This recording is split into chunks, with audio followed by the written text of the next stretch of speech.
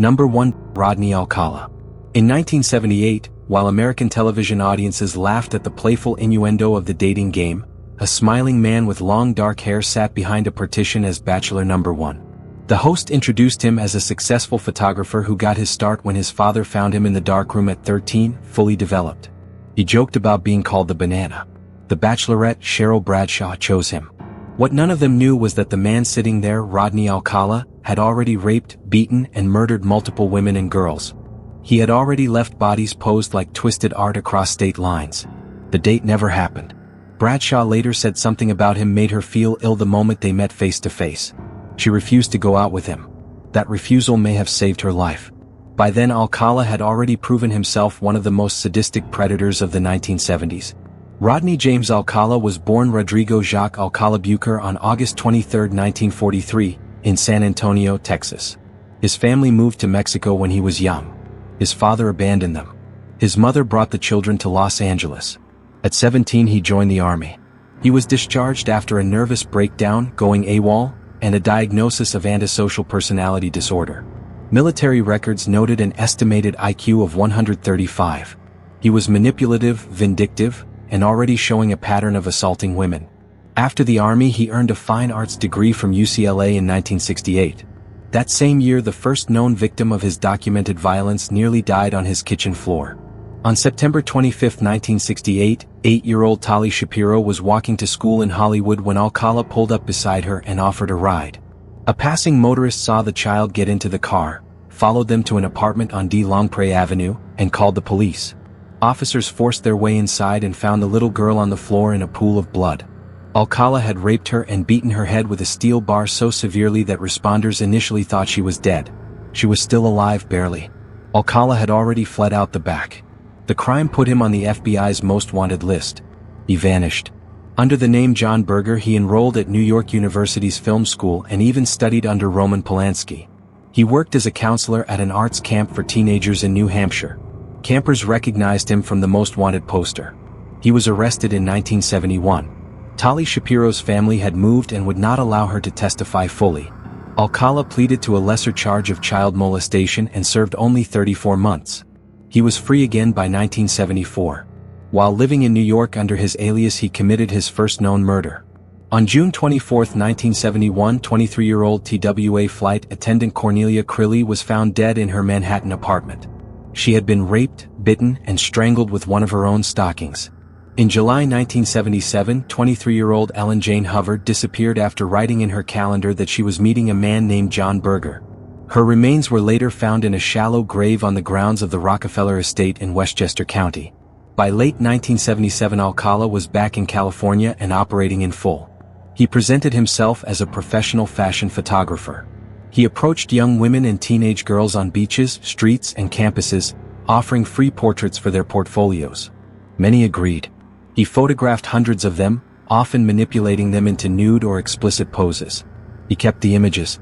After his arrest, investigators opened a storage locker he rented in Seattle and found more than 1,000 photographs of women, girls, and some boys. Many of the subjects have never been identified. Some of those faces almost certainly belong to people who never made it home. His California victims suffered extreme violence. On November 9 or 10, 1977, 18-year-old Jill Barkham, a New York transplant who had only been in Los Angeles a few weeks and hoped to become an actress, was raped, sodomized, and tortured. Her body was found on a dirt path near Mulholland Drive in the Hollywood Hills, naked from the waist down, rolled into a tight knee-to-chest position, with multiple ligatures and 3 bite marks on her right breast.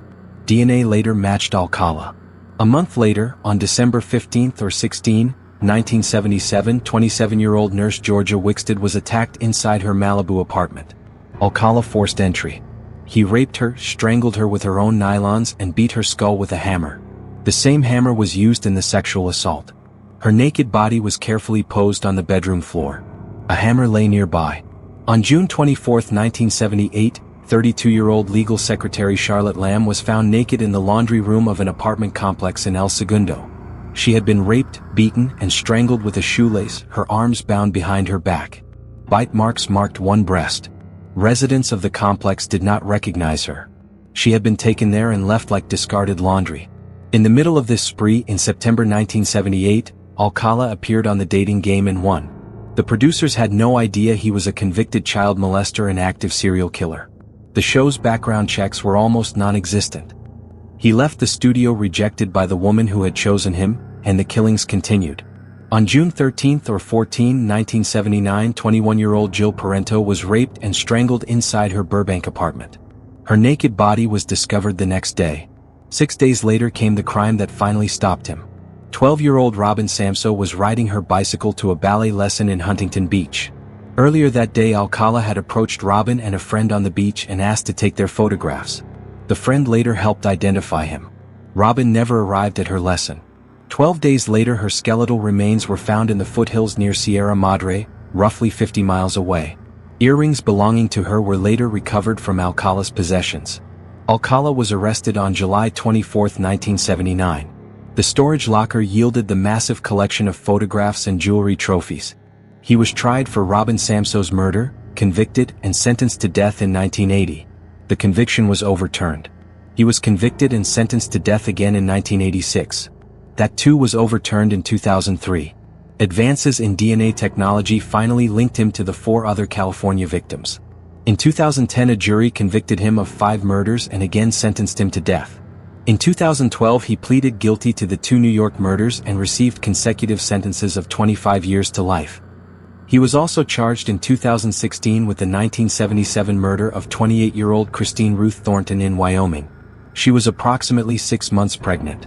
A photograph of her sitting on a motorcycle, taken by Alcala near the remote site where her remains were later found, helped identify her decades afterward.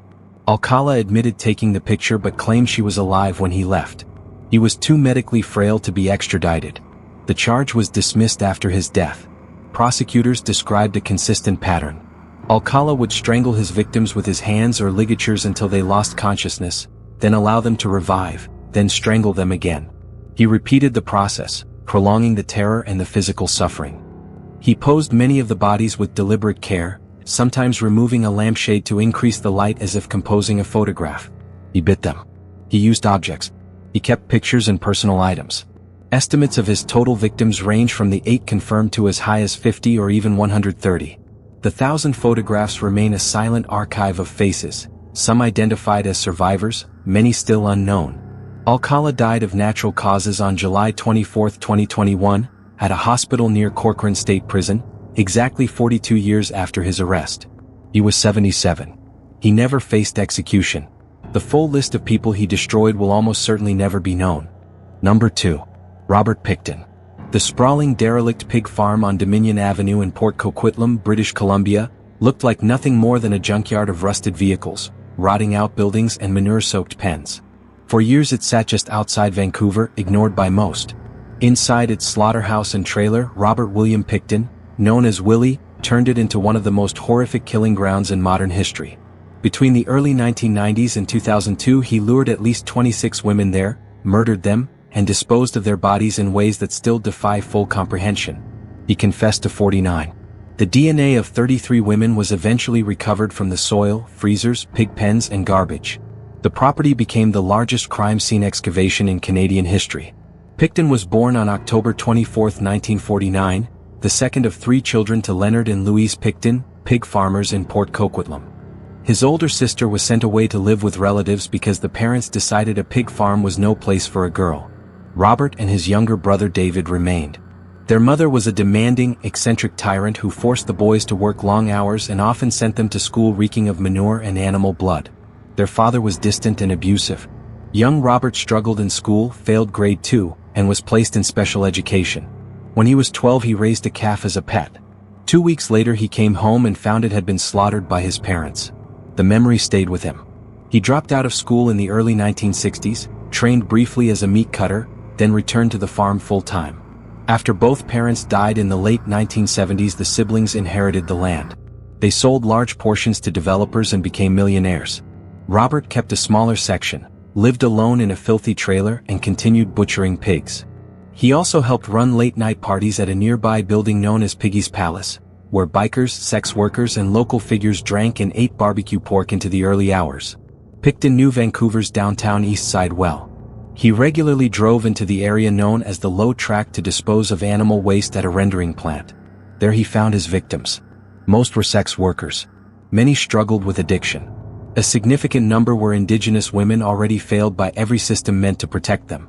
Police and the public treated their disappearances as low priority. Between 1978 and 2001, at least 65 women vanished from the neighborhood. Families reported them missing. Tip lines received calls. Little happened. Picton offered money, drugs, or a place to party. He drove them the 35 minutes east to the farm. Once there, the pattern was consistent and deliberate. He took them into his trailer. During sex, he positioned the women on their stomachs, reached under the mattress for handcuffs, and secured their wrists behind their backs while stroking their hair and telling them everything would be okay. Then he strangled them with a belt or a piece of wire. Some were shot. A revolver was later found with a dildo attached to the barrel, believed to have been used as a makeshift silencer. After death, he moved the bodies to the slaughterhouse. There he hung them from chains the same way he hung pigs, bled them out and gutted them. Witnesses later described seeing him covered in blood with a woman's body dangling. He fed the remains to his pigs. What the pigs did not eat went into 45-gallon drums or was run through a wood chipper or meat grinder. Some parts were kept. The severed heads, hands, and feet of Serena Abotsway and Andrea Joesbury were found in buckets and freezers. Mona Wilson's head and hands were recovered from a garbage can. Jawbones belonging to Marnie Fry and Brenda Wolfe turned up in manure and pig pens. Skulls cut in half had hands and feet stuffed inside them. In at least some cases, human flesh was mixed into ground pork that Picton distributed to friends and visitors of the farm. Health officials later issued public warnings about possible contamination of meat products taken from the property. One woman almost stopped him. On March 23, 1997, Picton picked up Wendy Lynn Eisteter in the downtown East Side and brought her to the farm. In the trailer, he attacked her with a knife. She fought back, stabbed him in return, and escaped. Both were hospitalized. Picton was charged with attempted murder and unlawful confinement. Prosecutors later stayed the charges, deciding a jury would not believe a sex worker and drug user. He walked free. The killings accelerated. In 1997 alone, multiple women disappeared after contact with him. The same pattern continued through 1998, 1999, 2000, and 2001. Mona Wilson was last seen in November 2001. Serena Abotsway vanished in August of that year. Andrea Joesbury disappeared in June. Brenda Wolfe, Georgina Papine, and Marnie Fry were among the others whose remains would later be identified. The end began with a firearms warrant.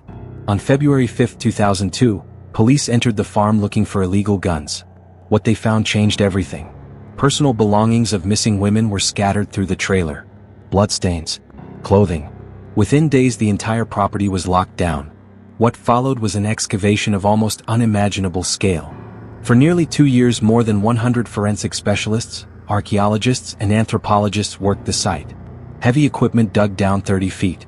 Conveyor belts carried hundreds of thousands of cubic yards of soil for sifting. Investigators took more than 200,000 DNA samples and seized 600,000 exhibits.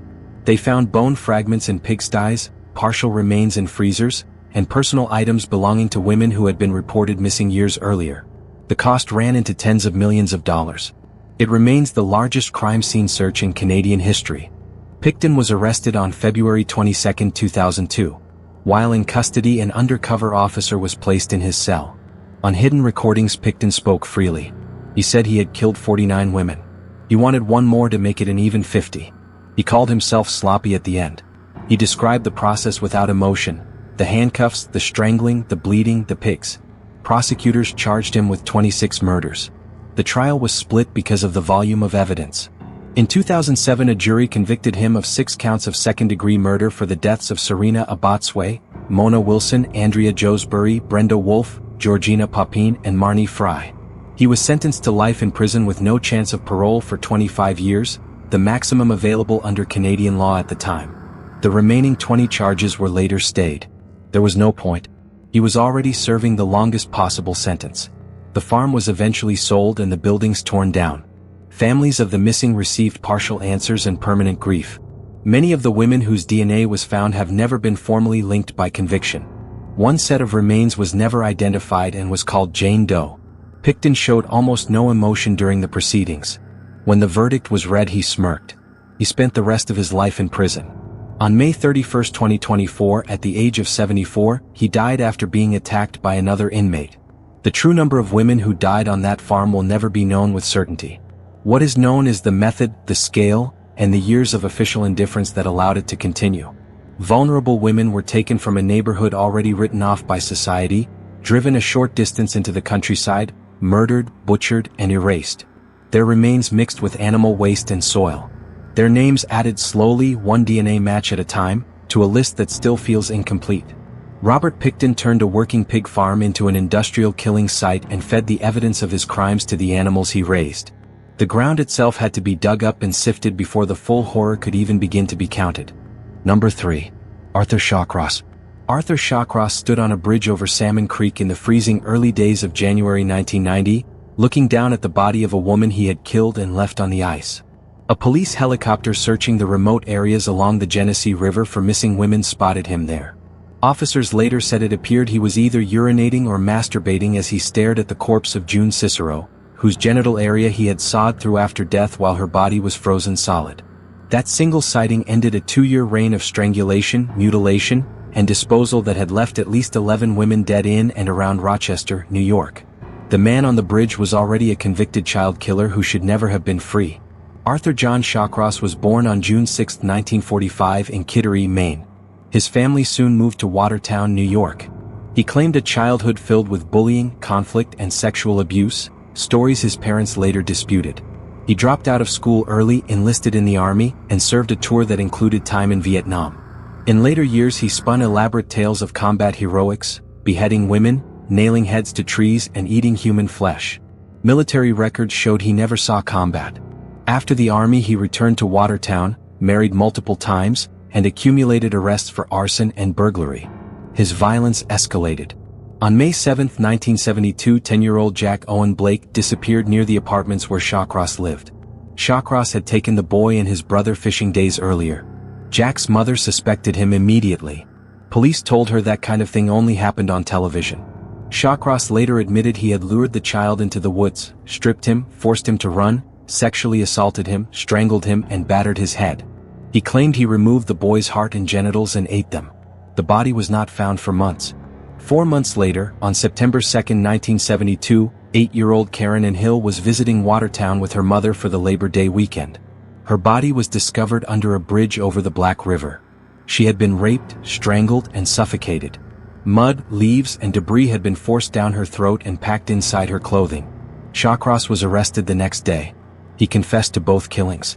Prosecutors, facing limited physical evidence on the Blake case, allowed a plea bargain. Shawcross pleaded guilty to first-degree manslaughter in the death of Karen Ann Hill. The charge involving Jack Blake was dropped. He received an indeterminate sentence with a maximum of 25 years. He served roughly 14.5 to 15 years. Prison evaluators described him as a model inmate. In March or April of 1987 he was released on parole. The decision later became a symbol of catastrophic failure in the system. Communities where authorities tried to place him erupted in protest once residents learned a child killer was living among them. He was forced to move repeatedly. Eventually he settled in Rochester with a girlfriend. His sealed records made it difficult for local police to know exactly who had arrived in their city. In Rochester, Shawcross worked menial food service jobs and spent his free time driving the streets in his girlfriend's car, hunting for sex workers. The first known victim of this second spree was 27-year-old Dorothy Blackburn. On or around March 18, 1988, he picked her up. According to his later account, she bit him during a sexual act. He responded by biting her genital area hard enough to leave clear marks, then strangled her for what he claimed was a full 10 minutes. He dumped her body into the Genesee River. It was recovered on March 24, still well preserved by the cold water. The case of a murdered sex worker drew little sustained attention. He continued. Anne Marie Stephan, 28, was asphyxiated and left on an embankment overlooking the Genesee River Gorge. Dorothy Keeler, a 59-year-old homeless woman, was killed and her remains left on an island in the river. Patricia Ives, 25, was found on the west embankment of the gorge. Frances Brown, 22, was strangled. Shawcross claimed he choked her with his penis during oral sex and continued the act after she was dead. He dumped her body down an embankment, dragging so much debris with it that investigators initially thought the covering had been deliberate. The violence grew more extreme. June Stott, 30, was not a sex worker. Shawcross had known her and even invited her to his home for meals. After he strangled her, he cut her open from the top of the chest between her breasts all the way down through the vaginal area, gutting her like a deer. He performed further anal mutilation and removed her labia. He later told investigators the cutting was meant to speed decomposition because he had cared about her. Her body was found on Thanksgiving Day beneath a cement plant beside the river. Other victims followed in rapid succession through the fall and winter of 1989. Kimberly Logan, Elizabeth Gibson, Darlene Trippi, Marie Welch, Felicia Stevens, June Cicero. Many were asphyxiated by strangulation or smothering. Several were mutilated after death. Shawcross returned to the dump sites sometimes days or weeks later to look at the bodies. In at least one case he used a small saw on a frozen corpse and claimed to have eaten the tissue he removed. He spoke in interviews of slicing out and consuming parts of 3 victims. Investigators found bite marks, saw marks, and evidence that bodies had been turned and interfered with after they were left. By late 1989 the pattern was impossible to ignore. Bodies kept appearing along the Genesee River, in the gorges, under debris, and in remote wooded areas. The press began calling the unknown perpetrator the Genesee River Killer, the Rochester Strangler, the Rochester Night Stalker. FBI profilers examined the cases and described a white male in his late 20s or 30s who was ordinary in appearance, worked a menial job, and lived in the city. Shawcross fit the description almost exactly, yet his sealed child-killing record kept him from becoming an immediate priority. On December 31, 1989, a pair of jeans containing identification for Felicia Stevens was found frozen along a roadside near Salmon Creek. Aerial searches intensified. On January 2 or 3, 1990, a helicopter crew flying low over the area spotted a naked female body lying on the ice near a bridge. It was June Cicero. She had been strangled and then mutilated so severely that her genital region had been sawed nearly in half while frozen. On the bridge above stood a large man next to a car. The helicopter followed as he drove away. Ground units stopped him. His name was Arthur John Shawcross. He claimed he had only stopped to urinate. When asked for a driver's license, he admitted he did not have one and volunteered that he had been in prison for manslaughter. Detectives soon learned the full history. Under interrogation, Shawcross eventually confessed. His formal statement ran nearly 80 pages. He admitted killing the women one by one, offering shifting excuses. She bit me, she insulted me, she threatened to talk. He led investigators to the bodies of Maria Welch and Darlene Trippi, which had not yet been found. One was sitting upright in bushes near the river. The other lay under ice in a pool of water. Both had been asphyxiated. Jewelry he had given his girlfriend was later tied to one of the victims. When police suggested they might charge her as an accessory, the remaining resistance collapsed. In November 1990, Shawcross went on trial in Monroe County for 10 of the murders. The jury deliberated only a few hours before convicting him. He received 25 years to life for each count, a total of 250 years. Additional charges in neighboring counties were resolved with concurrent time. He never left prison again. On November 10, 2008, at the age of 63, he complained of leg pain at Sullivan Correctional Facility. He was taken to Albany Medical Center, suffered cardiac arrest related to a pulmonary embolism, and was pronounced dead that evening. The early parole that returned a child killer to the streets remains one of the clearest documented failures of risk assessment in American criminal justice. The women of Rochester's streets paid the price. Shawcross returned again and again to the places where he left them, standing over frozen bodies in the snow and ice, until a helicopter finally looked down and saw him there. Number 4. Anatoly Onoprienko. Anatoly Onoprienko moved through the rural villages of Ukraine like a force of pure destruction, entering isolated farmhouses at night and leaving nothing alive.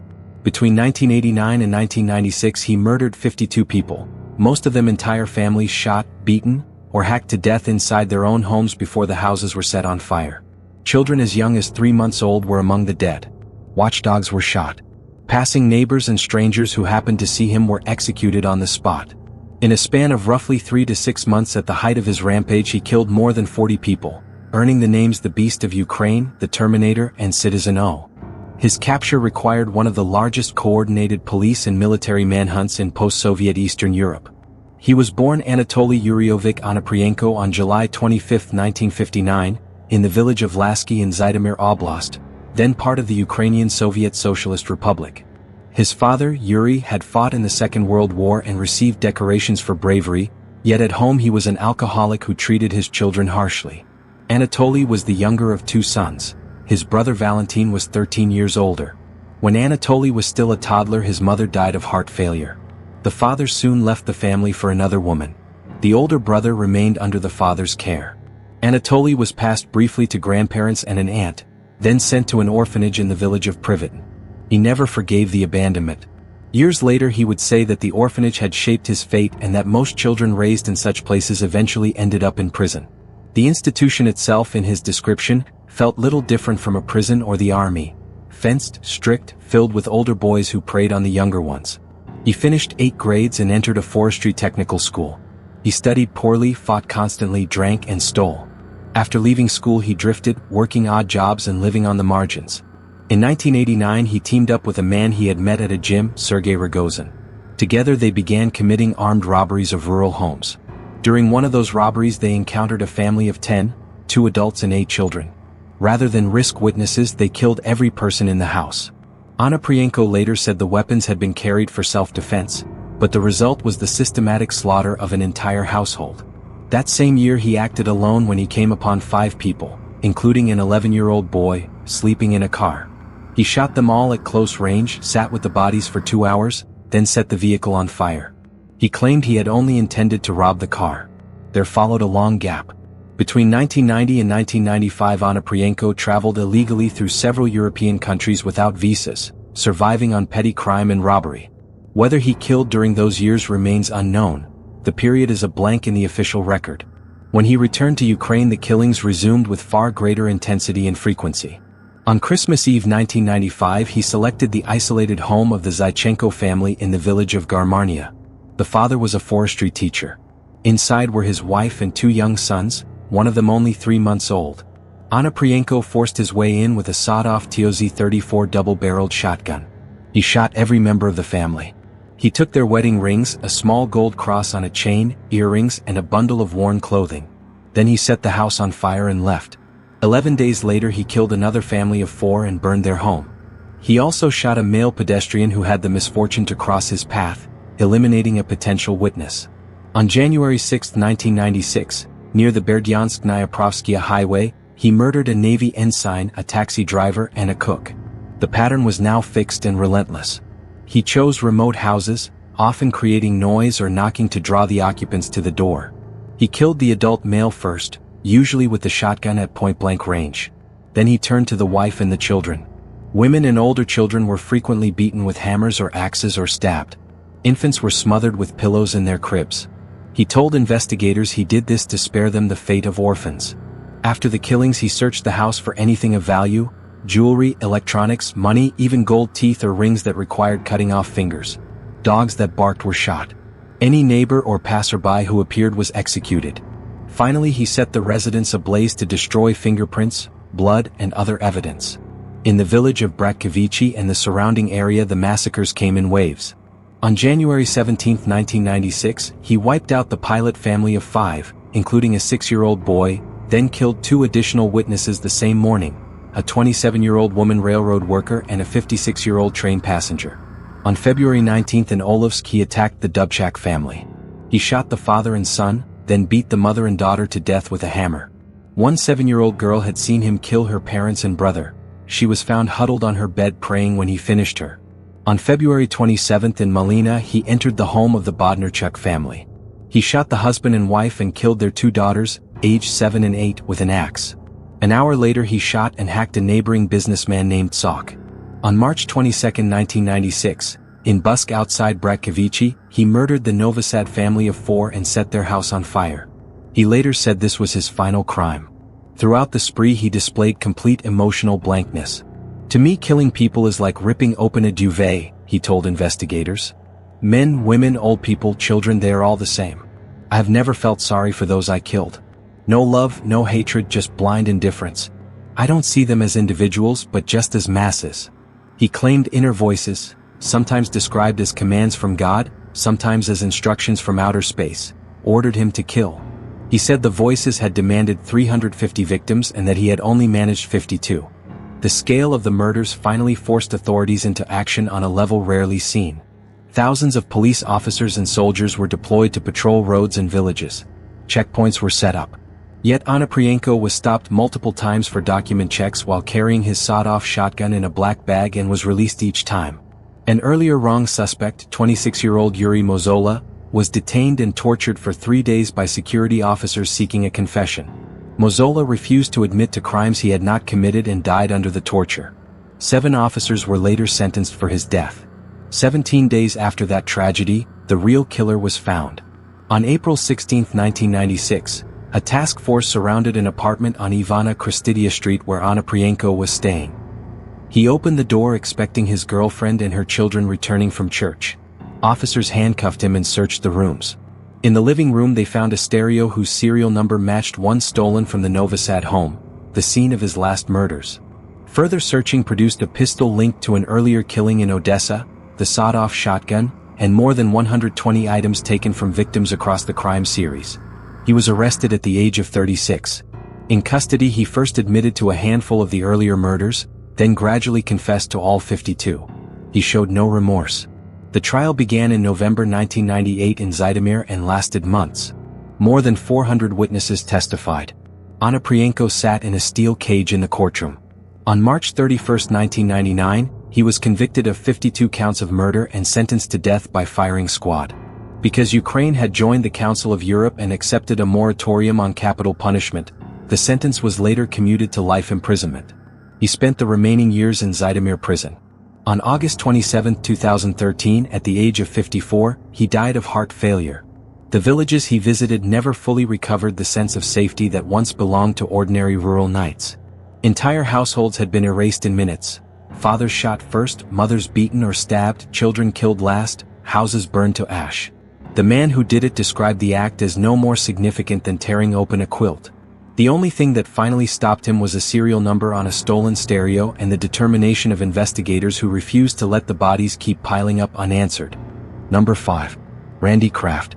Randy Kraft was driving erratically on Interstate 5 near Mission Viejo in the early hours of May 14, 1983, when California Highway Patrol officers pulled him over.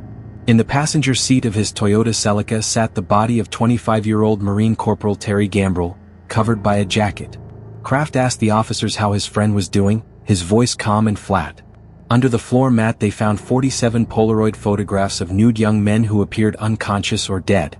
In the trunk and in a briefcase was a yellow legal pad with 61 cryptic handwritten entries arranged in 2 neat columns.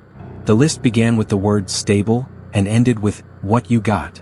Investigators would come to call it the scorecard. Kraft, a 38-year-old computer programmer from Long Beach, had just been stopped with his latest victim still warm in the car. The paper in the trunk suggested the true scale of what he had done over more than a decade. Randy Stephen Kraft was born on March 19, 1945, in Long Beach, California, the 4th child and only son of parents who had moved from Wyoming. He was quiet, intelligent, and academically successful. Classmates remembered him as gentle, the kind of student who helped others with homework. He played tennis, joined the Boy Scouts, and belonged to a Students for Nixon group. After high school he studied economics at Claremont Men's College. In 1968 he enlisted in the Air Force. He scored high on aptitude tests and received a secret security clearance, but after roughly a year he was discharged for what the military listed as medical reasons. Friends later said the real issue was his homosexuality, which he had begun to acknowledge openly. Back in Long Beach he worked as a bartender in gay bars and eventually moved into computer programming, a job that paid well and gave him flexible hours and the ability to travel. In March 1970 he picked up a 13-year-old runaway named Joey Fancher. Kraft drugged and sexually assaulted the boy. Fancher escaped and survived. No charges resulted. The following year the bodies of young men began appearing along California freeways and remote roadsides. Many were hitchhikers. A large number were Marines stationed at bases such as El Toro and Camp Pendleton. Others were men Kraft met in bars. He offered them rides or drinks. Once inside his car he plied them with alcohol mixed with powerful tranquilizers, most often diazepam, known as Valium. The combination left victims conscious enough to feel pain yet too weak to fight or even move effectively. He bound their wrists, often with their own shoelaces. Then the torture began. Victims were burned with a car cigarette lighter on the face, chest, eyes, and genitals. Foreign objects were forced into their rectums.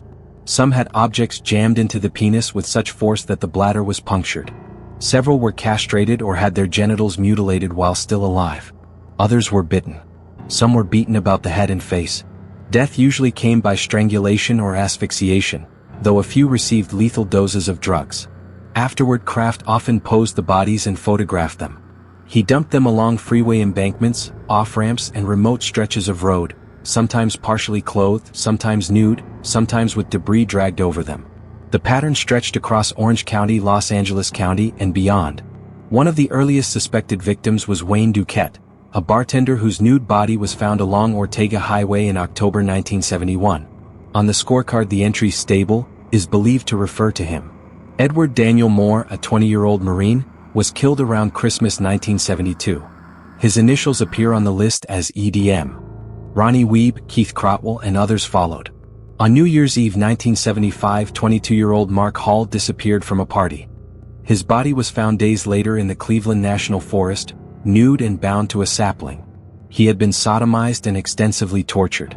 His legs were slashed repeatedly with a knife. His eyes, face, chest, and genitals were burned with a cigarette lighter. A cocktail swizzle stick had been forced through his penis into the bladder. His genitals had been severed and stuffed into his rectum along with dirt and leaves. In April 1978, Kraft abducted 18-year-old Marine Scott Michael Hughes. He gave the young man Valium, slit open his scrotum, removed one testicle, then strangled him with a ligature. Hughes's body was left fully clothed beside a freeway on-ramp in Anaheim, missing only his shoelaces. Roland Young was killed within hours of being released from the Orange County drunk tank. The scorecard entry "jail out" is believed to mark him. Michael Inder Beaton, Donald Crizzle, Robert Loggins, Eric Church, and others suffered similar fates: drugged, bound, burned, mutilated, strangled, and discarded. In February 1983, Kraft killed Jeffrey Nelson and Roger DeVole in what the scorecard appears to record as a double entry, 2-in-1 Beach. Nelson had been castrated. The list itself contained references that stretched far beyond Southern California. 6 consecutive entries began with the word Portland, matching a cluster of young male victims found along an interstate south of Portland, Oregon, between 1980 and 1982. Another entry, GR2, corresponded to 2 cousins, Chris Schoenborn and Dennis Alt, murdered in Grand Rapids, Michigan. Personal belongings of some of those men later turned up among Kraft's possessions. Investigators matched roughly 45 of the 61 entries to known victims or clusters of victims. 4 entries appeared to indicate double murders, pushing the possible total toward 65 or 67. 22 names or locations on the list have never been matched to recovered bodies. Kraft has never acknowledged that the paper is a record of killings. His attorneys called the entries meaningless codes for friends or party guests. Prosecutors called it a death list written in his own hand. Throughout the 1970s and early 1980s, Southern California freeways were already dangerous for young men. 2 other serial killers, William Bonin and Patrick Kearney, operated in overlapping years and also dumped victims along roadsides. The presence of multiple predators complicated investigations and delayed recognition of a single pattern. Kraft's methodical use of drugs, his careful selection of transient or military victims who might not be reported missing immediately, and his habit of crossing county and state lines further obscured the connections. Bodies kept appearing with the same chemical signatures, high levels of alcohol and benzodiazepines, and the same signs of binding, burning, and genital mutilation. The traffic stop on May 14, 1983, ended the spree. Terry Gambrill had accepted a ride. He was found dead in the passenger seat, strangled, with blood staining the cushion beneath him even though he had no open wounds. The Polaroids and the scorecard transformed a drunk driving stop into the capture of one of the most prolific serial killers in American history. A search of Kraft's Long Beach home produced additional evidence linking him to multiple victims. He was charged with 16 murders in Orange County. The trial that began in September 1988 lasted 13 months and became one of the longest and most expensive in the county's history. Prosecutors presented the scorecard, the photographs, the toxicology results, the binding methods, the mutilations, and the geographic and temporal patterns. On May 12, 1989, the jury convicted Kraft on all 16 counts of first-degree murder, plus additional counts of sodomy and mutilation. In August, the same jury recommended death. On November 29, 1989, Superior Court Judge Donald McCartan formally sentenced him to die, stating that the crimes were hard to comprehend even as scientific experiments on the dead, let alone acts committed against living people. Kraft has always maintained his innocence. He remains on death row. The scorecard still sits in evidence files, its unmatched entries a silent inventory of young men who may never be identified. Many of the victims were Marines who had survived boot camp and the risks of military life only to accept a ride from a soft-spoken computer programmer who offered them a drink. Others were hitchhikers chasing the freedom of the open road. Kraft turned that freedom into a trap, using chemistry to steal their ability to resist, then spending hours inflicting pain before ending their lives and leaving their bodies where the next driver might see them. The paper in his trunk recorded the results in code. The bodies along the freeways recorded them in blood and ash and ligature marks. The traffic stop that finally stopped him recorded the last one still sitting upright in the passenger seat. Number 6. Ahmad Siraji. Ahmad Siraji stood in a sugarcane field on the outskirts of Medan, North Sumatra, and told women that the earth itself would open a path to the power they sought. Between 1986 and 1997 he buried 42 of them waist-deep in that soil, then strangled them with electrical cable while they could not move. After they died he drank the saliva from their mouths, stripped their bodies naked to speed the decay, and reburied them with their heads pointed toward his house so the power would flow back to him. He believed the ghost of his father had ordered him to collect the saliva of 70 women. Waiting for natural deaths would take too long. So he made the deaths himself. He was born on January 10, 1949, in Medan and later took the names Nazib Kelawang and Dadak Maringi. He worked as a cattle breeder and presented himself as a Dukuan, a traditional shaman who could grant beauty, fortune, or fidelity through ritual and black magic. In a region where belief in supernatural healers remained strong, word of his abilities spread among women. Some came because they wanted a husband to stay faithful. Others wanted to become more attractive or to improve their luck in business or love. Still others sought protection from rivals or success in marriage. They brought the items he requested: Telan flowers, white incense, Arabic incense known as bur, and pairs of kaffir limes. They paid fees that could reach several $100s. They accepted his condition that the ritual required complete secrecy and that part of the ceremony would take place at night in a quiet place away from the house. In 1986 Siraji claimed his dead father appeared to him in a dream. The spirit instructed him that drinking the saliva of 70 dead young women would perfect his mystical powers and turn him into a true healer with invincible strength. Siraji later told police that his father had not specifically ordered him to kill. He simply calculated that finding 70 women who had already died of natural causes would take years. He decided to accelerate the process by creating the dead himself. The first known victim was a woman named Tukiam, also called Ayam, who came to his home in December 1986 in the evening. He led her into the sugarcane field behind the property, dug a hole roughly a meter long and 70 centimeters wide with practiced speed, and instructed her to stand inside it. He bound her hands and feet with rope while she stood, then shoveled earth back around her until she was buried from the feet to the chest or waist. Immobile and unable to struggle effectively, she could not fight when he covered her mouth and nose with one hand and strangled her neck with the other, or when he wrapped a length of electrical cable around her throat and tightened it. Once she was dead he collected the saliva that ran from her mouth, removed her clothes to accelerate decomposition, and finished burying her with the head carefully oriented toward his house. The same sequence repeated for more than a decade with methodical consistency. Clients arrived believing they were participating in a sacred or beneficial rite that required temporary submission to the earth. Siraji walked them into the plantation under cover of night, prepared the hole with the efficiency of long practice, and buried them to the point where only the upper body remained free. Then the cable tightened around the neck. The saliva was taken as the essential element of the ritual. The clothes were stripped away. The body was covered completely. Some victims were as young as 11. Most were in their teens or 20s, though a few reached 30. Named among them over the years were women such as Rusmina, known as Popi, in August 1989, Didak and Rusmiani, known as Anis, in June 1992, Sulianti, known as Yenti, also in June 1992, Irdiyanti in late October 1992, Sodium in mid-December 1992, and Cunil in January 1993. Many were never reported missing for long periods because their families assumed they had left voluntarily for work or marriage, or because fear of the Dukuan's supposed powers kept people from asking too many questions. Siraji continued his ordinary life as a cattle breeder and husband to 3 sisters, Tumanai, Tumana, and Gitiya, who lived with him in the same household. One of the wives would later be convicted of helping him conceal the crimes and manage the household while the killings continued. The last victim was 21-year-old Sri Kemala Dewey. On April 24, 1997, she asked a 15-year-old rickshaw driver named Andreas to take her to Dadak and to keep the trip secret. She never asked to be picked up again. 3 days later, a man found her naked, decomposing body in the sugarcane field. Police were called. The discovery triggered a wider investigation. Investigators found Dewey's handbag, dress, and bracelet inside Suraji's house, linking him directly to the scene. When first questioned, he denied any knowledge. Under sustained interrogation over several days, the admissions began. He first confessed only to Dewey's murder. Then the number rose to 16. Finally, he admitted to 42. He led officers to the plantation and described the locations. Mechanical diggers and teams of searchers spent days unearthing remains across the field. Some bodies were still partially intact with clothing fragments or jewelry nearby. Many had already reduced to skeletons or scattered bones after years in the earth. Identification proved difficult or impossible for a large number of them.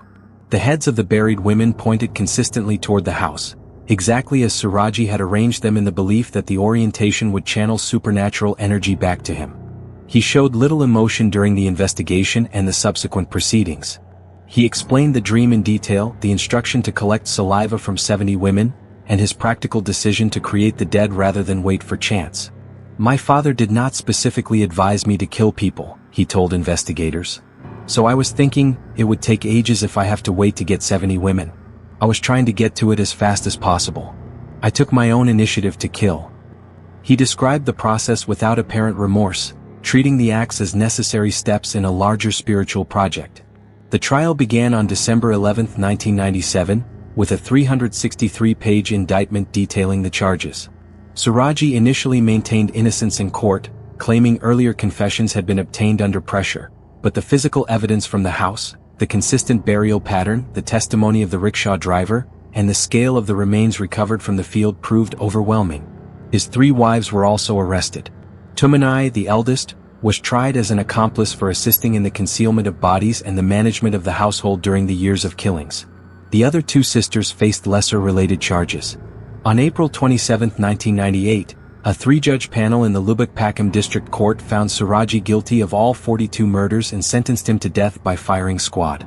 Crowds inside and outside the courtroom cheered as the verdict was read. Appeals through higher courts and a formal plea for presidential clemency all failed. The death warrant was finally issued. On the night of July 10, 2008, Ahmad Suraji was taken to a plantation area in Delhi Serdang. His last request to see his wife Tumanai, who was herself serving a life sentence as an accomplice, was granted. Shortly before 10 o'clock that evening, a Brimob firing squad carried out the sentence. He was 59 years old. The sugarcane field that had held the bodies of 42 women was left empty of its hidden dead, but the memory of the ritual remained fixed in the local consciousness. Women standing helpless in the earth, trusting a man who called himself a healer and demanded secrecy, while he prepared the cable, collected what he believed was power from their dying mouths, and arranged their heads so that even in death they would serve his purpose. The trust they placed in the Dukuan, the isolation of the plantation, and the cultural weight of supernatural belief had allowed the killings to continue for 11 years before a single body, left too near the surface or discovered by chance, brought the entire pattern into the light. Number 7. Joseph Collinger. Joseph Collinger believed a floating severed head named Charlie and the voice of God had given him a mission to slaughter the human race. Between July 1974 and January 1975, the Philadelphia shoemaker, accompanied by his 12-year-old son Michael, murdered 3 people and terrorized multiple families across Pennsylvania, New Jersey, and Maryland. He tortured a 10-year-old boy, drowned his own teenage son after taking out a life insurance policy on him, and stabbed a young nurse to death in a basement while her bound neighbors listened. The crimes ended only when a blood-stained shirt left behind during the final attack led police straight to his door. He was born Joseph Lee Brenner III on December 11, 1935, in Philadelphia. His unmarried mother placed him in an orphanage almost immediately. At around 18 months he was adopted by Stephen and Anna Collinger, Austrian immigrant shoemakers who ran a repair shop. The adoption brought years of severe physical and psychological abuse. Collinger later claimed his adoptive parents beat him regularly, burned him, locked him in closets, and subjected him to sexual mistreatment. He also insisted they had forced a genital operation on him as a child, a claim that remained unverified but formed part of the narrative he repeated for the rest of his life. The trauma left deep marks. By adolescence he was already unstable, marrying at 16 and fathering children while cycling through violence, arson, and institutionalization. He married Hilda Bergman in 1952, The marriage produced 2 children and ended in divorce 4 years later amid mutual accusations of abuse and incapacity. In 1958 he married Elizabeth Bongard, with whom he had more children. The family lived in the Kensington section of Philadelphia, where Collier worked as a self-employed shoe repairman, the trade he had learned from his adoptive father. Behind the ordinary facade he set fire to properties for insurance money and subjected his own children to beatings and sexual abuse so severe that in 1972 some of them walked into a police station and reported him. He was arrested, diagnosed with paranoid schizophrenia, scored an IQ in the low 80s, and received probation with mandatory psychiatric supervision. The children later recanted under pressure. 2 years afterward one of those children would be dead by his father's hand. By the winter of 1973 to 1974 the hallucinations had intensified. Collier told his son Michael that God and a disembodied head named Charlie had ordered him to begin the destruction of mankind. The plan, as he described it, required the murder of millions, beginning with the ritual killing and genital mutilation of young boys as sacrificial tests. Michael, then 12 or 13, agreed to help. On July 7, 1974, father and son lured 10-year-old Jose Calazo, a Puerto Rican boy from the neighborhood, into an abandoned factory building. There they tortured him, cut off his penis and killed him. Collier later claimed he kept the severed organ. The body was discovered 2 days later. Almost immediately afterward Collier took out a $45,000 life insurance policy on his 14-year-old son Joseph Jr., known as Joey, and on a younger child. He made several attempts to kill Joey, including trying to push him off a cliff while supposedly taking photographs and attempting to trap him inside a burning trailer. On July 28, 1974, he and Michael succeeded. They drowned Joey at a demolition site. Collier reported the boy missing. The body was found weeks later under rubble. The insurance company, suspicious of the timing, refused to pay. Collier would later describe Joey's death to interviewers as a necessary sacrifice, a test to prove he could kill one of his own before moving on to the rest of humanity and, eventually, to the rest of his family so that he himself could become God. With the first 2 murders complete, the pair expanded their activity into a series of home invasions. Beginning in late 1974 they traveled by bus to unfamiliar towns in Pennsylvania, New Jersey, and Maryland. They approached houses posing as salesmen, often asking whether the Jones family lived there. Once inside they produced a pistol and a knife, overpowered the residents, and bound them with cords cut from lamps and other appliances. Women were ordered to strip. Some were sexually assaulted. Collier forced oral sex and on at least one occasion left his young son alone with a woman and instructed her to let the boy do whatever he wanted. In one Harrisburg house he cut a deep wound into a woman's breast as a warning. Valuables were taken. The attacks left families traumatized but, until the final incident, produced no additional deaths. On the morning of January 8, 1975, they forced their way into a home in Leonia, New Jersey. They tied up the initial residents and continued binding each new person who arrived until 8 people were under their control. Most were stripped. Cords from household appliances secured their wrists and ankles. 21-year-old nurse Maria Fashing stopped by the house to check on a patient who lived there. Collier ordered her into the basement and commanded her to perform a sexual act on a man he had tied to a pipe. When she refused, he stabbed her repeatedly in the neck, back, and throat. She collapsed, choking on her own blood. One of the bound hostages managed to work free enough to reach the street and scream for help. Neighbors responded. Father and son fled, but in the haste Collier left behind a blood-stained shirt. The laundry mark on the collar, combined with the distinctive chemical odor of shoe repair solvents that clung to the fabric, led investigators to Bright Sun Cleaners and from there directly to Joseph Collier's name and address on East Sterner Street in Philadelphia. Police arrested Collier and Michael on the evening of January 17, 1975. The investigation quickly uncovered the earlier arsons, the history of child abuse, the suspicious death of Joey, and the pattern of home invasions. Collier was charged with the murders of Jose Calazo, his own son Joey, and Maria Fashing, along with multiple counts of robbery, kidnapping, rape, and related offenses. He pleaded insanity, insisting that Charlie and God had ordered every act. Psychiatric testimony confirmed the diagnosis of paranoid schizophrenia, yet juries in both Pennsylvania and New Jersey rejected the defense. They concluded that he understood the nature of his actions and was legally responsible. In Pennsylvania he received a sentence of 30 to 80 years for the robberies and related crimes. In New Jersey he was convicted of the Fashing murder and additional charges and sentenced to life.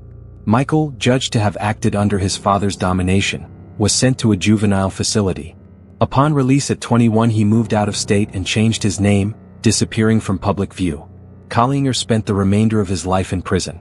He continued to speak of Charlie and of divine missions. He attempted to harm other inmates. For the last 11 years he was kept on suicide watch. On March 26, 1996, at the age of 60, he died of heart failure following a seizure at the State Correctional Institution at Cresson, Pennsylvania. The floating head that he said had ordered the end of the world never materialized outside his own mind. The 3 people he killed, the families he terrorized, and the son he corrupted remained the measurable result of the commands he claimed to hear. The blood-stained shirt left in Leonia had been enough to stop him before the mission could expand any further. Number 8. Patrick Kearney. Patrick Kearney drove Southern California freeways with one hand on the wheel and a .22 caliber Derringer in the other, shooting young men in the temple without warning while the car stayed at the speed limit. He left their bodies upright in the passenger seat so that any passing driver would see only 2 occupants. Then he took the corpses to secluded spots or back to his home workshop, where he sexually violated them, cut them apart with a hacksaw, drained the blood, washed the pieces clean, and sealed the remains in heavy industrial trash bags. He scattered the bags along desert highways, in canyons, and beside freeway embankments. Between 1962 and 1977, he killed at least 21 young men and boys, and confessed to more than 30. An engineer at Hughes Aircraft by day, he became known as the trash bag killer and one of the freeway killers. In July 1977 he simply walked into a sheriff's station and turned himself in. He was born Patrick Wayne Kearney on September 24, 1939, in East Los Angeles, the oldest of 3 sons in a middle-class family. He was thin and sickly as a child and became a target for bullies at school. His father taught him how to slaughter pigs by shooting them behind the ear with a pistol. Kearney took to the task. He later said the blood and the organs interested him.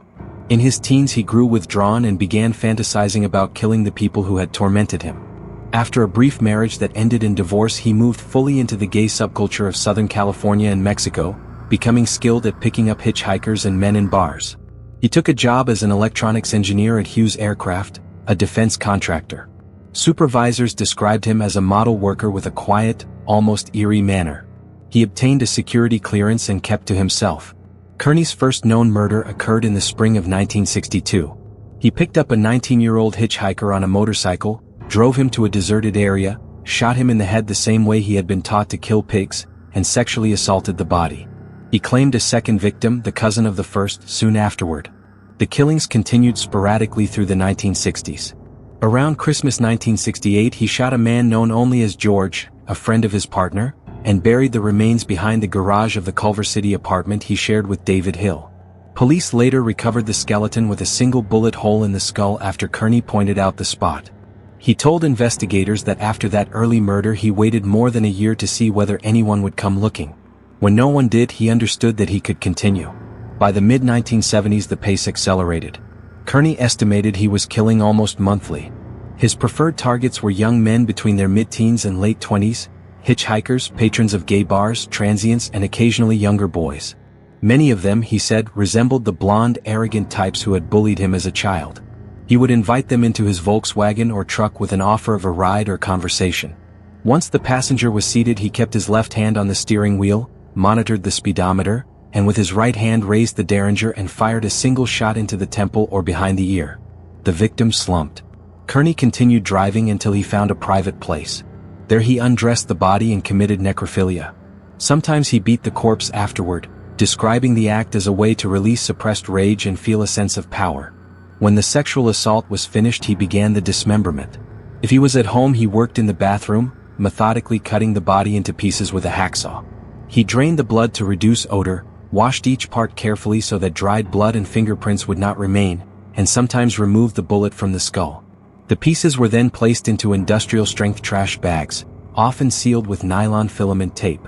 He loaded the bags into his vehicle and drove them to remote locations, desert stretches, canyons, landfills, or the shoulders of freeways, where he discarded them. In some cases the bags were stuffed into empty oil drums. In others they were simply left on the ground for animals or the elements to finish the work. He studied newspaper accounts of Dean Corll, the Houston killer who had wrapped victims in trash bags, and adapted the method for his own use. The bodies began to surface with regularity in the mid-1970s. On April 13, 1975, The remains of 21-year-old Albert Rivera were found near Highway 74 east of San Juan Capistrano inside a heavy-duty trash bag. Other discoveries followed the same pattern. Young male victims shot in the head, often dismembered, the parts cleaned and bagged.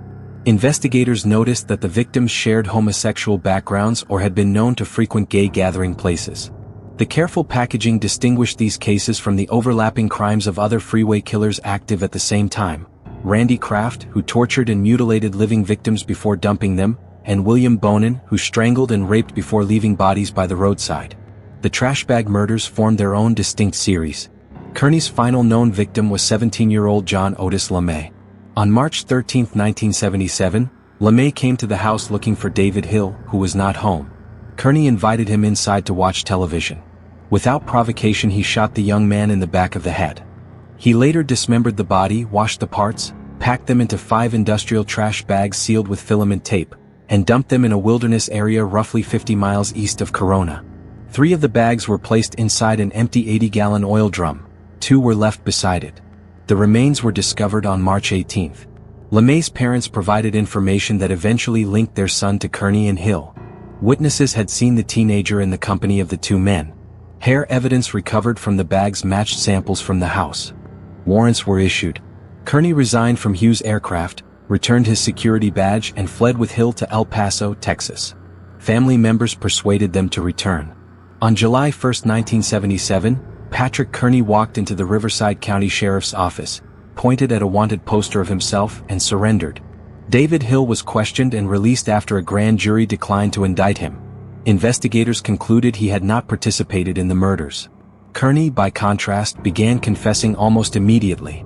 He admitted first to 28 killings, then to additional victims, bringing his total claimed number to 35 or more. He led police to burial sites and described the locations of unrecovered remains. Some of the victims were as young as 5 and 8 years old. At least 7 remained unidentified. To avoid the death penalty, Kearney agreed to plead guilty. In 1978, he was charged with 21 counts of first-degree murder, the largest number of homicide counts filed in Los Angeles County at the time, and entered guilty pleas. The court imposed 21 consecutive life sentences. A judge described the crimes as ghastly and grisly and expressed the hope that Kearney would never be released. He remains incarcerated at Mule Creek State Prison. The confessions that could not be fully corroborated by physical evidence left additional names and locations unresolved. The industrial trash bags that once held the washed and drained remains of young men continued to surface in the public record as the measurable result of a quiet engineer who shot his passengers while keeping the car at the legal speed and then cut them into pieces so they would fit more neatly into the bags he left along the highway. Number 9. Richard Biegenwald. Richard Biegenwald killed because he wanted to see someone die. Between 1958 and 1983 he murdered at least 5 people and is suspected in several more, most of them young women he picked up near the Jersey Shore and acquaintances he decided had outlived their usefulness. He buried bodies in the basement and yard of his mother's house on Staten Island and under a garage in Asbury Park. He took friends into the dark spaces where the remains lay so they could see what he had done. Prosecutors called him the Thrill Killer. The name stuck because no deeper motive ever emerged beyond the rush of the act itself. He was born Richard Fran Biegenwald on August 24, 1940, on Staten Island.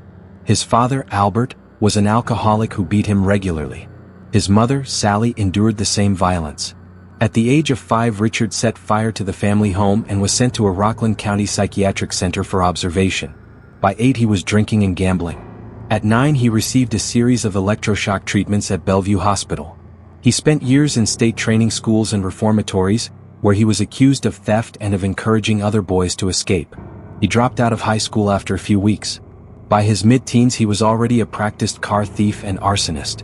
In 1958, at 18 he stole a car on Staten Island, drove with an accomplice to Bayonne, New Jersey, and walked into a delicatessen owned by Stephen Sladowski, a 47-year-old attorney and former prosecutor. When Sladowski refused to open the register, Biegenwald shot him in the chest at close range with a sawed-off shotgun. The two fled. They were captured 2 days later in Salisbury, Maryland, after a shootout with police. Biegenwald was convicted of murder and sentenced to life. He served roughly 17 years and was paroled in the mid-1970s. Freedom did not change him. He settled in the Asbury Park area of Monmouth County, married a woman named Diane, and surrounded himself with a shifting group of associates that included Darren Fitzgerald. He dealt in drugs and stolen weapons. He collected guns. And he began killing again. The new victims were mostly teenage girls and young women he encountered on the boardwalk or along local roads, along with at least one male associate who had become inconvenient. On November 1, 1981, 17-year-old Maria Chialella left her home in Brick Township to go to a party. She was last seen hitchhiking. Biegenwald shot her and dismembered the body.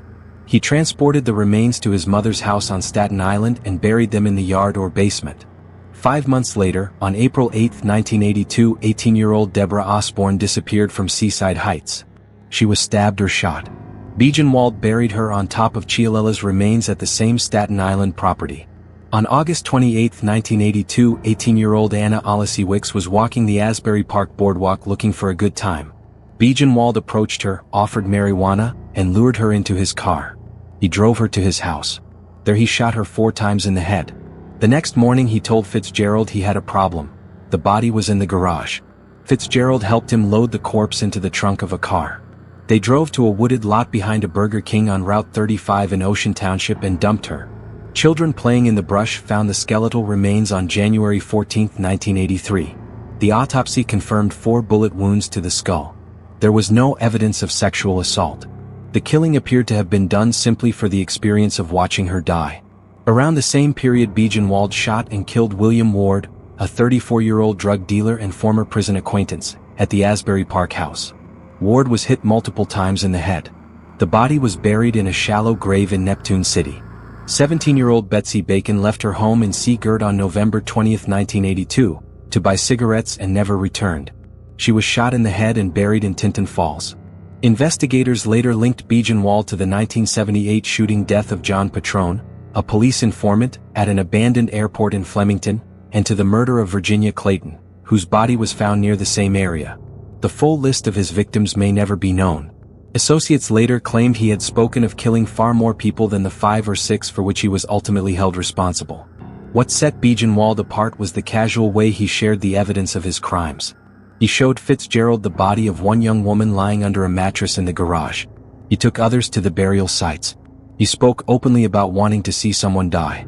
Teresa Smith, a young woman who lived for a time in the same Asbury Park building, later told police that Biegenwald had encouraged her to find and kill a victim of her own to prove she was tough. She did not. Instead, after the discovery of Anna Olesiewicz's remains, she went to the authorities and described what she had seen and heard. Fitzgerald, once arrested, led investigators to the Staten Island property and to other graves. Police dug up the yard and basement of Sally Biegenwald's house and recovered the remains of Maria Chialella and Deborah Osborne. Additional bodies surfaced in Tinton Falls and Neptune. Biegenwald was arrested on January 22, 1983. Officers lured him out of the Asbury Park house and took him into custody without a struggle. In the basement they found weapons, ammunition, and stolen controlled substances. The ring that had belonged to Anna Olesiewicz was discovered in Diane Biegenwald's jewelry box. The murder weapon was recovered nearby. Fitzgerald and others provided detailed accounts of the disposals. Biegenwald was charged with multiple murders.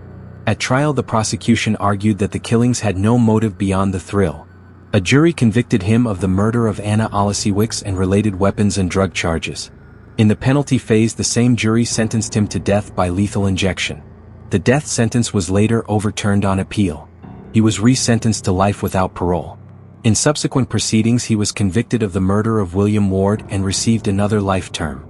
He pleaded guilty to the murders of Chialella and Osborne and received additional decades of imprisonment. Richard Biegenwald died on March 10, 2008, at the age of 67, of respiratory failure and kidney failure while in custody at a medical facility connected to New Jersey State Prison in Trenton. He had spent most of his adult life behind bars, first for the 1958 killing of Stephen Sladowski and later for the series of murders that earned him the name Thrill Killer. The young women he lured from the boardwalk and the roadsides, the associate he shot in his own house, and the bodies he buried in his mother's yard remained the measurable result of a man who said he simply wanted to watch someone die. The children who found Anna Olesiewicz's remains behind the Burger King, the investigators who dug in the Staten Island dirt, and the juries that rejected any excuse beyond the pleasure of the act closed the case on the only terms the evidence allowed. Number 10. Anthony Sowell. Anthony Sowell lived in a 3-story house on Imperial Avenue in Cleveland's Mount Pleasant neighborhood and turned it into a charnel house. Between 2007 and 2009 he lured at least 11 vulnerable women inside with promises of drugs and alcohol, raped them and strangled them. He hid their bodies in the basement, in crawl spaces, under staircases, and in shallow graves in the unpaved backyard. Neighbors complained for years about a foul stench of decay that hung over the block. City officials and health inspectors blamed a nearby sausage factory or the sewers. The smell was the bodies of black women who had disappeared from the east side of Cleveland while a registered sex offender continued to kill with almost no interruption. He was born Anthony Edward Sowell on August 19, 1959, in East Cleveland. His father was largely absent. His mother raised him and his siblings in a household marked by physical abuse. According to family accounts, Sowell began sexually assaulting a younger niece when he was about 11 and she was 10. The abuse continued for years. He never finished high school. In January 1978, at 18, he enlisted in the United States Marine Corps. He served nearly 7 years, stationed in North Carolina, California, and Okinawa. He trained as a sharpshooter, rose to the rank of corporal, and received good conduct medals and letters of appreciation. He married a fellow Marine. The marriage ended in divorce. In 1985 he received an honorable discharge and returned to East Cleveland. Civilian life quickly turned violent. In 1988 he was convicted of domestic violence. In July 1989 he lured a 21-year-old pregnant woman to his home on Page Avenue, bound and gagged her, choked her until she thought she would die, and raped her. She reported the attack. Sowell pleaded guilty to attempted rape and was sentenced to 5 to 15 years. He served the full maximum term. While awaiting that sentence he was accused of another rape, but the victim did not pursue charges. On June 20, 2005, he walked out of prison as a registered Tier 3 sex offender required to report annually. He moved into the house at 12205 Imperial Avenue that belonged to his late father. He worked briefly in a factory, then collected unemployment and sold scrap metal. He drank heavily. And he began killing. The first known victim of the later series was Crystal Dozier, a 38-year-old mother of 7 who had struggled with addiction after the death of one of her children. She disappeared in May 2007. Over the next 2.5 years 10 more women vanished. Hannah Culver, 31, lived a few houses away and was last seen in 2008. LaShonda Long was 25. Michelle Mason was 45. Tonya Carmichael was 53. Kim Yvette Smith was 44. Imelda Hunter was 47. Nancy Cobbs was 45. Talasha Fortson was 33. Janice Webb was 48. Diane Turner was 48. Nearly all were African American. Most were mothers. Many struggled with drug addiction and moved in the same circles where Sowell offered free alcohol or crack. He invited them to the house on Imperial Avenue. Once inside he attacked. He raped them. Then he strangled them, some with his hands, others with ligatures made from electrical cords, cloth, wire, or strips of clothing. At least 8 of the 11 died by ligature or manual strangulation. Some were bound at the wrists and ankles. Some still had the ligature knotted around their necks when their remains were found. He disposed of the bodies with a mixture of haste and calculation. Early victims were buried in the backyard in shallow graves, sometimes wrapped in plastic sheeting or bags and covered with dirt and plywood. When space ran short he began storing corpses inside the house. 2 were left on the floor of an upstairs room, covered with piles of clothing. Others were forced into crawl spaces. 1 was under a basement staircase. A human skull was found inside a bucket. The decomposition produced a stench so powerful that it seeped into the street. Neighbors gagged when they walked past. Some called the city. Inspectors came and attributed the odor to Ray's sausage shop next door or to sewer problems. The sausage company even rebuilt its drainage system trying to eliminate the complaints. The real source remained undisturbed. Several women survived encounters with Sowell and later described the same pattern. He offered drinks or drugs, became violent, choked them with his hands or an extension cord, and in some cases raped them. One woman, Gladys Wade, escaped and reported the attack in 2008. Little came of it. Another, Latundra Billups, was attacked in September 2009. She later told police that Sowell had choked her and sexually assaulted her after inviting her in for beer. Her complaint, combined with another survivor's report, finally produced an arrest warrant. On October 29, 2009, Cleveland police went to 12205 Imperial Avenue to serve the warrant for rape. Sowell was not home. Officers entered and immediately smelled decay. In an upstairs room they found 2 badly decomposed bodies lying on the floor. One had been partially wrapped in a black plastic bag. A freshly dug grave was visible in the yard.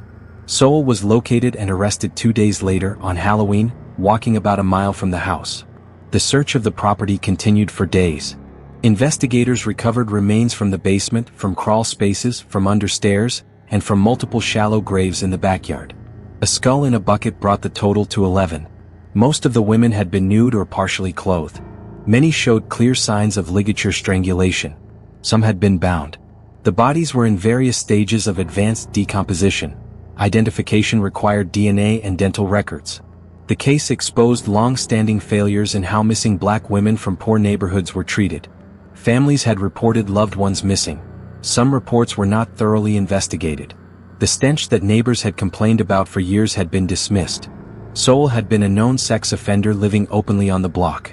Only the rape warrant that brought police to the door finally stopped him. He was charged with 11 counts of aggravated murder, plus dozens of counts of rape, kidnapping, tampering with evidence, and abuse of a corpse. He initially entered a plea of not guilty by reason of insanity, then changed it to not guilty. The trial began in June 2011. On July 22, the jury convicted him on nearly every count, including the 11 murders. In the penalty phase, the same jury recommended death. On August 12, Judge Dick Ambrose formally sentenced him to death by lethal injection. Family members of the victims spoke in court about the daughters, mothers, and sisters who had been taken. Sowell sat largely expressionless. Appeals followed for years. The Ohio Supreme Court upheld the convictions and death sentences. Further challenges were denied. On February 8, 2021, Anthony Sowell died at the age of 61 in the end-of-life unit of an Ohio prison medical center of a terminal illness. He had never been executed. The house on Imperial Avenue was eventually demolished. The women he killed, Crystal Dozier, Tizhana Culver, LaShanda Long, Michelle Mason, Tonya Carmichael, Kim Yvette Smith, Imelda Hunter, Nancy Cobbs, Talasha Fortson, Janice Webb, and Diane Turner, remained the measure of what he had done. Their bodies had lain in the dirt and the dark rooms of a registered sex offender's house while the neighborhood breathed the smell of their decay and the authorities looked elsewhere. The survivors who escaped and finally brought police to the door closed the only chapter that could still be closed.